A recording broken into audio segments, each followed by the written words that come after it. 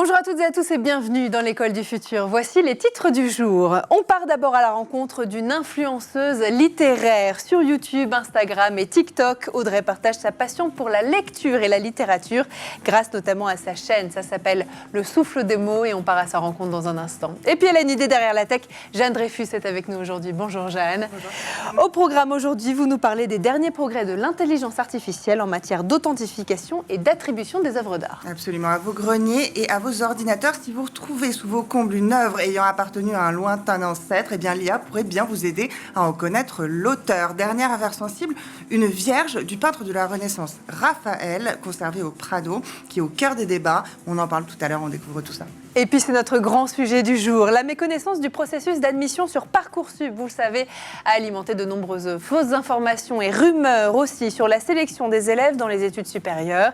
On va tenter alors de déconstruire quelques idées reçues autour de Parcoursup. On va parler orientation aussi, stage obligatoire pour les secondes en fin d'année et relations école-entreprise dans un instant avec notre invité. Bonjour Frédérique Alexandre Bailly. Bonjour. Soyez la bienvenue sur le plateau de l'école du futur. Vous êtes la directrice générale de l'ONICEP. On en parle dans un instant avec vous, juste après le focus. Avec l'importance du numérique dans le monde d'aujourd'hui, on en vient souvent à oublier les fondamentaux et parmi eux la lecture. Mais si cette fois le numérique nous aidait à revenir justement sur nos pas, eh bien c'est ce que propose la chaîne YouTube d'Audrey, Le Souffle des mots, qui est entièrement dédiée à la littérature et à la lecture. Et elle est notre focus du jour.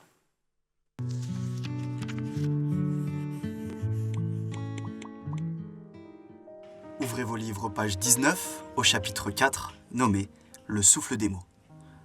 Certaines fois, il est dur de se mettre ou remettre à la lecture. Par où commencer, quel style va nous plaire, où lire, quand. C'est le concept de la chaîne YouTube d'Audrey, Le Souffle des mots. Une chaîne YouTube calme sur laquelle elle partage ses avis sur ses dernières lectures, les bonnes adresses qu'elle a pu découvrir au fil du temps, des vlogs à des salons du livre et autres conventions, ou encore des vidéos de plus d'1 heure au coin du feu pour partager un moment de lecture à travers l'écran. En quelques mots, j'étais vraiment une jeune passionnée de lecture qui n'avait aucune idée que ça prendrait ces proportions-là au moment où elle s'est lancée. Et pour tout vous dire, au tout début, c'était évidemment bien moins de succès en fait, puisque quand j'ai commencé, j'avais très peu d'abonnés et pendant assez longtemps, j'ai eu très peu d'abonnés et c'est normal aussi en fait. Mais dès le début, j'ai adoré le côté échange justement, de rencontrer d'autres lecteurs et lectrices sur les réseaux sociaux et de discuter avec eux et tout. Ça, dès le début, ça m'a tout de suite plu. Ce que je préfère. Bon, j'adore lire, vous le savez. Mais ce que j'adore, c'est créer des contenus un peu créatifs. Ce que j'aime beaucoup, c'est me dire que la lecture me permet, de créer des contenus, des photos, des vidéos qui sont créatives et qui, du coup, changent un petit peu de la simple chronique que je peux poster parfois aussi, bien sûr. Mais ce que je préfère faire, je pense, c'est ce côté un peu créatif. Après 11 ans, 714 vidéos, 115 000 abonnés et plus de 1 million de vues cumulées, Audrey Tribaud est devenue la booktubeuse numéro 1 en France. Véritable passionnée, sa réussite n'est pourtant pas le fruit du hasard. L'aventure du souffle des mots démarre le 27 avril 2013, non pas sur YouTube, mais à travers un blog internet où Audrey démarre peu à peu son métier d'influenceuse littéraire. Elle nourrira ce blog jusqu'en 2017 avant de le laisser mourir peu à peu pour laisser place aux nouvelles plateformes telles qu'Instagram. Un choix qui semble porter ses fruits puisqu'elle compte bientôt 100 000 abonnés sur son compte qu'elle nourrit de courtes vidéos sur un format bien différent de celui de YouTube. Comment réagiriez-vous si un garçon vous demandait des conseils de surf et de sexe? C'est bel et bien ce qui arrive à Lou durant un été. Passionnée de surf, elle passe la saison au bord de l'océan et y rencontre Inigo qui va lui demander ses fameux conseils. Lou va alors se plier au jeu et peu à peu se rapprocher de lui et se confier, car elle vit un été particulier et est dans l'attente de sa meilleure amie qui ne lui donne plus de nouvelles. Et j'ai même écrit noir sur blanc en 2010, je viens de lire le tome 5 de Lou et j'ai envie de faire un journal comme le sien. Vous pouvez fermer vos livres, le focus est fini, mais vous connaissez maintenant le lieu de rendez-vous, il s'appelle Le Souffle des mots, idéal pour pouvoir se remettre à la lecture. Je vous souhaite de belles lectures et je vous dis à très vite. Un focus qui vous était proposé par Jean Martineau. Allez, toute autre chose à présent, comme sa prédécesseur APB. La plateforme Parcoursup a fait, vous le savez, l'objet de nombreuses critiques sur l'algorithme utilisé pour classer notamment les candidats.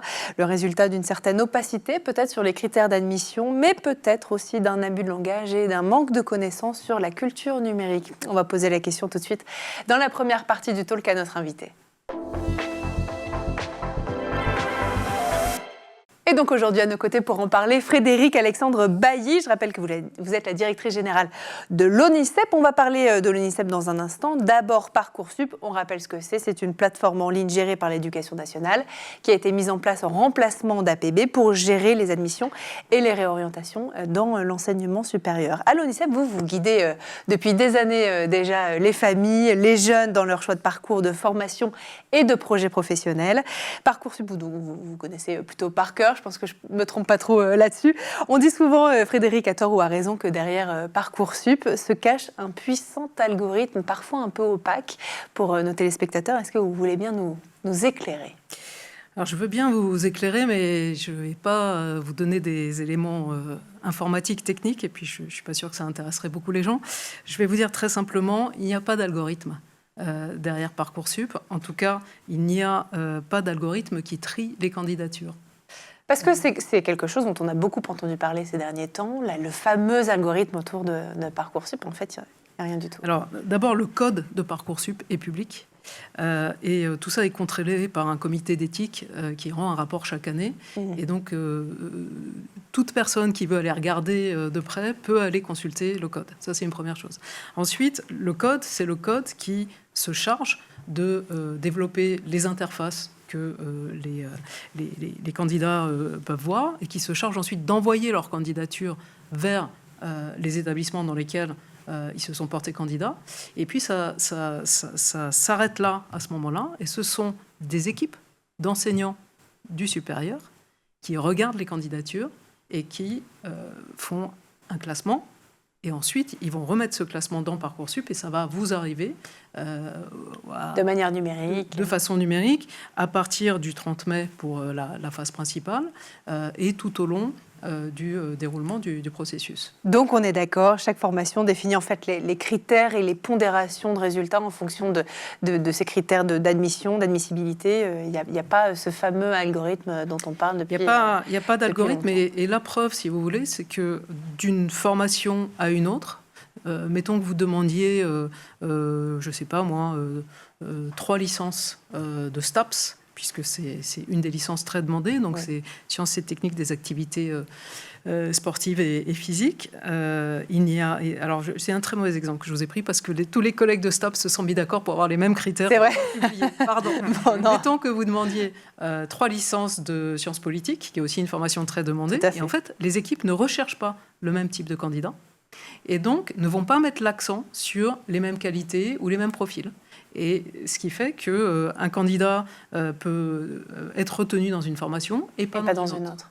Donc effectivement, l'algorithme. Pourquoi dans ces cas-là, on en parle depuis longtemps ? Est-ce que c'est de la désinformation ? Est-ce qu'on a quand même dit pendant des mois, et des médias d'ailleurs s'en sont fait le relais, qu'algorithme, c'était derrière un algorithme assez opaque, assez puissant, qui pouvait aussi définir quelque part l'avenir des étudiants.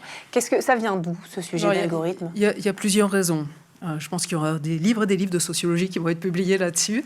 Ça a dû commencer déjà. La première raison, c'est que, de fait, les équipes d'enseignants du SUP n'explicitent pas très, très précisément leurs règles de classement. Alors, il y a eu des progrès d'une année sur l'autre. Si vous allez regarder l'interface de Parcoursup aujourd'hui, et tout le monde peut y aller, il n'y a pas besoin d'être inscrit, tout le monde peut aller voir la présentation des formations. Les équipes aujourd'hui présentent leurs critères, mais sans donner exactement les pondérations. Ce qui fait qu'il y a eu parfois des sentiments d'injustice, parce que quand on reçoit une réponse négative pour une formation sélective ou une réponse où on est classé très loin, on se sent malheureux. Et donc, il y a un sentiment de ne pas pouvoir exactement viser les bonnes candidatures parce qu'on ne sait pas quels sont les critères précis sur lesquels on sera choisi. Encore une fois, ça dépend de chaque établissement. Et même à l'intérieur d'une université, c'est chaque équipe de professeurs pour telle licence qui vont regarder. Donc c'est selon vous d'abord et avant tout un sujet de communication d'abord de la part des écoles Alors, il y a un sujet de communication, puis après, il y a aussi un sujet qui est lié à la nouveauté, où comme il y a une interface numérique, on a l'impression que c'est cette interface qui fait tout. Et après, les rumeurs, elles ont beaucoup de mal à être combattues. C'est tout le sujet de cette émission, en tout cas, on va essayer de les combattre. Ces algorithmes dits locaux, en tout cas quand on parle d'algorithmes, sont souvent trop peu rendus publics. C'est justement l'inverse avec Parcoursup, vous nous avez dit, le code source est consultable sur Internet. Ça ajoute parfois une certaine incompréhension du système par les candidats, mais si les établissements ne peuvent pas forcément dévoiler, pour certaines raisons, on va en parler dans un instant, le fonctionnement justement de leur propre algorithme à eux, c'est en vertu du secret des délibérations dans l'enseignement supérieur. C'est quelque chose qui est garanti par la loi. Je ne savais absolument pas ce que c'était avant de préparer cette émission. Est-ce que vous voulez bien nous en dire plus ? En fait, ça fait partie de la liberté académique au sens large. Une équipe de professeurs qui recrute ces étudiants va composer sa promotion de façon à avoir une promotion équilibrée qui va bien fonctionner. Alors ça, c'est particulièrement le cas quand il s'agit de groupes restreints, donc sur les formations sélectives. On va avoir affaire, par exemple, dans une double licence, on va avoir souvent 30 ou 40 places. Et donc, on ne va pas forcément... d'expérience, quand on est professeur, on sait qu'une classe ne fonctionne pas en prenant les 30 meilleurs d'une façon absolue et va équilibrer les profils. Et parfois... un profil peut être tout à fait intéressant quand on regarde le dossier. Il peut avoir une moins bonne note qu'un autre, mais vous voyez que dans les candidatures Parcoursup, il y a tout un aspect qualitatif. Tout à fait. Donc, il y a des lettres de motivation, il y a des activités qui sont déclinées, il y a des circonstances particulières que les élèves peuvent indiquer, ils peuvent faire partie d'une cordée de la réussite. Donc, il y a toute une série d'éléments qui ne sont pas quantifiables et qui font que les collègues mettent le maximum de ce qu'ils peuvent mettre comme information. Et encore une fois, c'est assez précis. C'est-à-dire qu'ils vont vous dire, nous, on a beaucoup de poids qui est mis sur les notes aux enseignements de spécialité. Nous, on a beaucoup de poids qui est mis sur la lettre de motivation. Mais le poids qui est mis sur la lettre de motivation, vous ne pouvez pas mettre une note à la lettre de motivation comparée à celle des autres. Donc, c'est un travail très qualitatif qui consiste à vraiment regarder l'ensemble de la candidature et pas uniquement le profil de notes. Sinon, ça serait simple, hein. On rentrerait les notes automatiquement, il n'y aurait pas de dossier à remplir. Il y aurait un algorithme. Il y aurait un algorithme, oui, c'est ça. Exactement. Mais certains parents disent, je ne suis pas à l'aise avec le fait qu'un algorithme décide de l'avenir de mon fille ou de ma fille ou de mon fils. C'est vrai que ce sujet, quand on reçoit, j'imagine, notamment dans les filières de sciences politiques ou de STAPS, vous en avez parlé, quand on reçoit des dizaines et des dizaines de milliers de candidatures pour une école, ça doit être compliqué aussi de pouvoir, quelque part, lire tous ces dossiers. Et donc, derrière, on se dit, oui, finalement, c'est un algorithme qui lit et avec un peu d'intelligence artificielle, etc. Ce qui est vrai, c'est qu'il y a un premier tri qui est fait sur les notes, parce qu'on ne peut pas regarder 3000 candidatures pour 30 places quand on en reçoit autant. Donc il y a un premier tri qui est fait sur les notes, et ensuite les collègues ont l'habitude, pour voir à peu près combien il faut lire de dossiers pour être sûr de pouvoir remplir la formation à la fin. Et les dossiers qui ont été sélectionnés, ceux-là sont lus. D'où l'importance justement de bien travailler tout au long de l'année, parce que le dossier personnel, ce qui est le cas notamment dans les pays anglo-saxons, le dossier personnel, votre personnalité, votre parcours fait vraiment la différence, presque plus que les notes. Ici, en France, vous estimez encore qu'aujourd'hui, les notes ont toute leur importance? Alors les notes ont beaucoup d'importance en France, et l'élément qui vient matiner les notes, c'est non seulement la façon de remplir le dossier, mais c'est aussi ce qu'on appelle la fiche à venir, qui est une fiche qui est remplie par l'établissement, et avec des commentaires qualitatifs, matière par matière, et sur la capacité du candidat à poursuivre le type d'études qu'il demande. On continue à en parler, et c'est très important, effectivement. On continue à en parler, c'est ce que je vous propose dans un instant, Frédéric Alexandre Bailly. D'abord, on fait un petit tour du côté de la planète tech. Images et vidéos, c'est le Zap et c'est l'œil de Jean Martineau.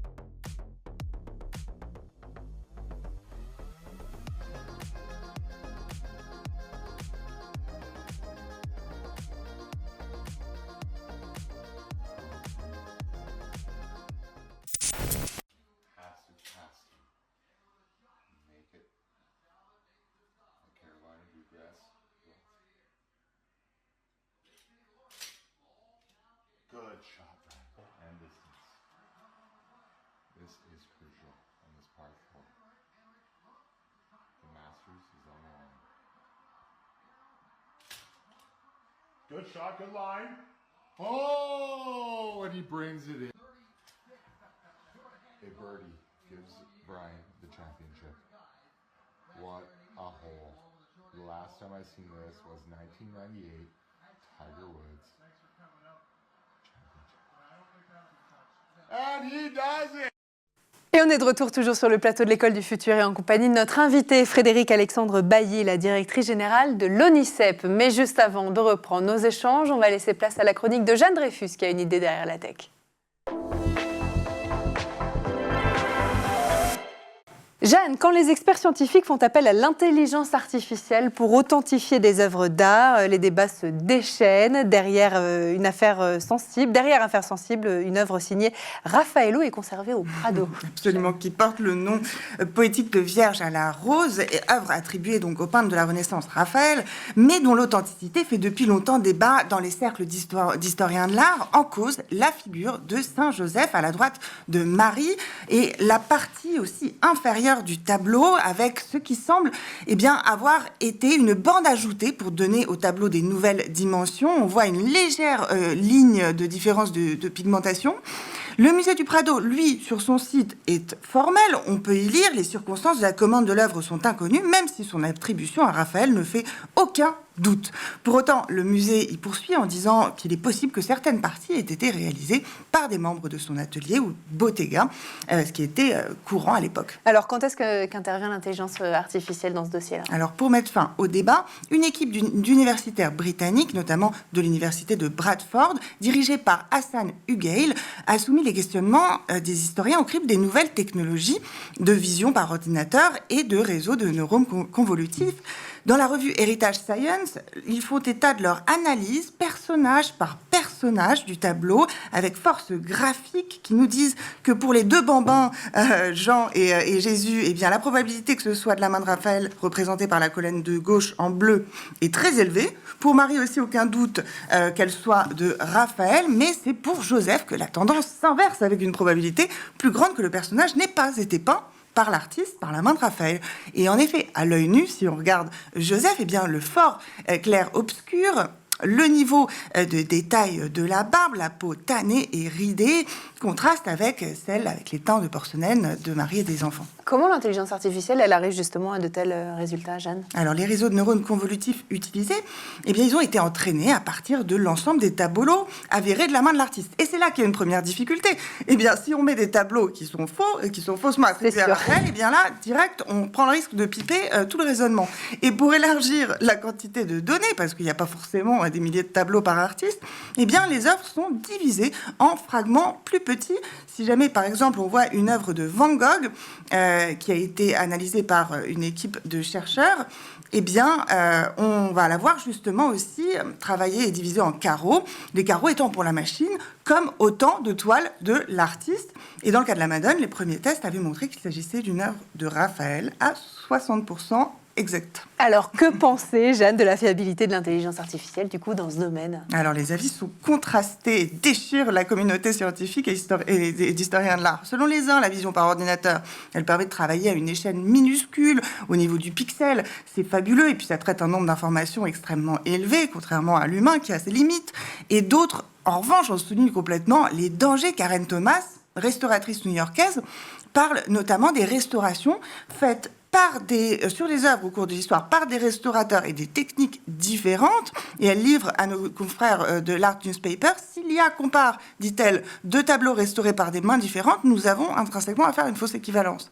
Donc des risques nombreux aussi qui demandent de rester vigilants surtout, j'imagine. Absolument, toujours, et qui peut même mener à des tollés. Je finirai en parlant d'une autre œuvre attribuée à Raphaël, il s'appelle le Tonneau de Brécy. Il a été aussi au milieu d'un duel, ici il a été au milieu d'un duel de robots, d'une bataille d'IA opposant Hassan Huguel, encore l'universitaire qui a analysé la Madone à la rose dont on parlait, et la société spécialisée dans l'authentification par IA, Art Recognition.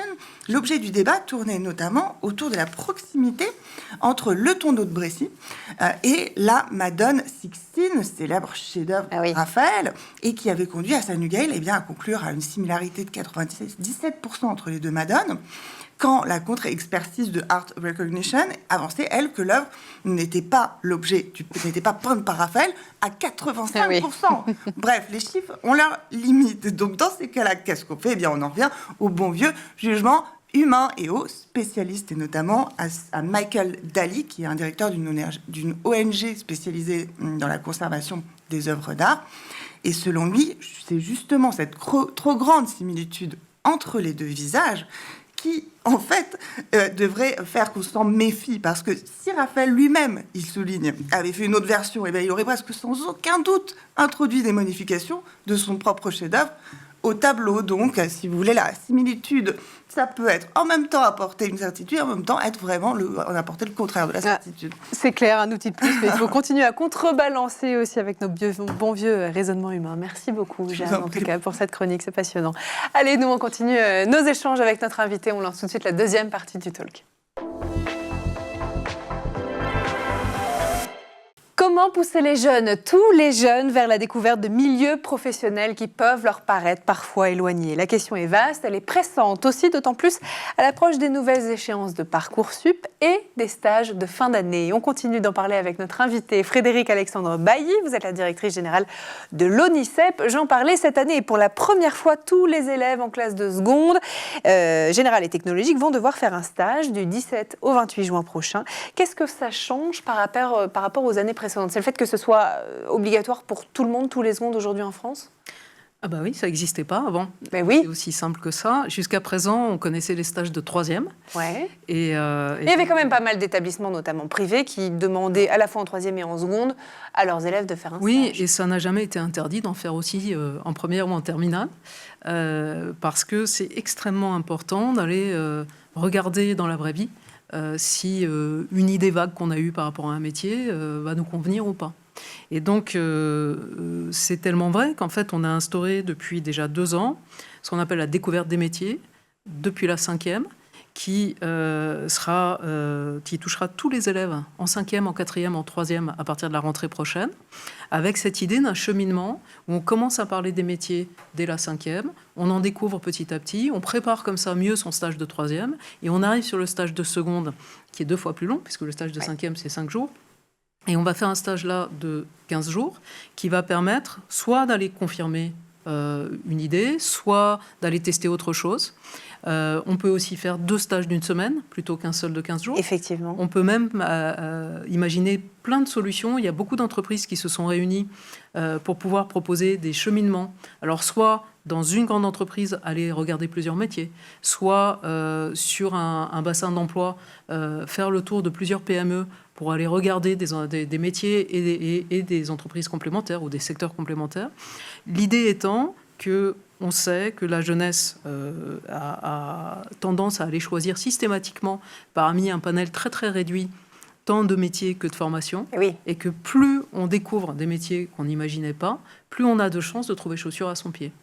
Le stage obligatoire en seconde, c'est donc du 17 au 28 juin prochain. Ça veut dire qu'il faut, ça y est, là, dès maintenant, commencer à s'y mettre et à chercher son entreprise. Ah oui, il faut chercher. Alors, les élèves, comme ils ont déjà l'expérience du stage de 3e, ils savent qu'il faut envoyer des lettres ou des mails, ils savent maintenant faire un CV, ils sont accompagnés par leurs enseignants pour ça, ils ont aussi à leur disposition les ressources de l'ONICEP, on a des ressources qu'on met à leur disposition. J'allais y venir. Soit pour eux directement, s'ils veulent s'en saisir, soit pour leurs professeurs, pour apprendre à chercher, pour apprendre à faire les courriers, pour apprendre à faire les CV, mais surtout pour apprendre à choisir. Parce qu'il ne faut pas faire n'importe quel stage juste parce qu'il faut remplir une obligation. C'est une étape extrêmement importante dans son parcours de découverte de ce qui va nous plaire. Quels sont les conseils, par exemple, que vous leur donnez ? Choisir d'abord, privilégier quelque chose qui vraiment nous tient à cœur, un domaine particulier, ou se pencher vers un métier qu'on ne connaît pas forcément ? Alors, il y a 2 sortes de situations. Il y a une situation dans laquelle on sait vraiment ce qu'on a envie de faire Et donc là, il s'agit soit d'aller confirmer en allant faire un stage, soit d'explorer des métiers qui sont autour, ou si on est intéressé par un secteur d'activité, commencer à aller creuser quel métier vous intéresse. Soit se dire, tiens, je vais me challenger, je vais aller voir quelque chose de complètement différent, parce qu'on ne sait jamais, peut-être que ça me plaira aussi. Tout à fait. Voilà. Soit on ne sait pas du tout. Et si on ne sait pas du tout, ce qui est bien normal, en seconde, on a 15-16 ans, c'est bien normal. À ce moment-là, il faut saisir toutes les occasions, dès qu'on rencontre un adulte, de lui demander ce qu'il fait, de lui demander si ça lui plaît, de lui demander qu'il nous raconte, voire de lui demander si on peut venir passer une demi-journée avec lui pour voir en vrai, avant de se lancer. Ouais. Et petit à petit, alors c'est un travail de s'orienter, ça ne s'invente pas. Il faut noter, tiens, ça me plaît, mais pourquoi ça me plaît, etc. Et aller creuser pour aller chercher le stage qui va vous permettre de dépasser une étape dans la construction progressive des différents chemins qui pourraient vous plaire plus tard. Sûr. Et c'est prévu par l'Éducation nationale de débloquer une demi-journée ou telle autre ou comment on fait quand on est Alors, étudiant? c'est prévu d'un point de vue papier, parce qu'il y a des questions d'assurance, on ne peut pas aller travailler comme ça dans les entreprises. Donc, les chambres des métiers et les chambres de commerce donnent très facilement les formulaires pour y aller en toute légalité, pour être assuré. Et ensuite, ça se fait plutôt pendant les vacances. D'accord. Donc ça, c'est pas très compliqué pendant les semaines de vacances de prendre une journée pour aller faire ça. Vous plaidez, Frédéric, pour un élargissement des horizons des élèves dans un entretien que vous avez récemment donné aux Échos. Oui, mais sans faire de l'orientation une discipline dans laquelle il y aurait des notes. Comment vous imaginez le futur de l'orientation aujourd'hui en France ? Alors le futur de l'orientation, il s'appelle Avenir et pas Futur. Dites-nous tout. Avenir avec un S.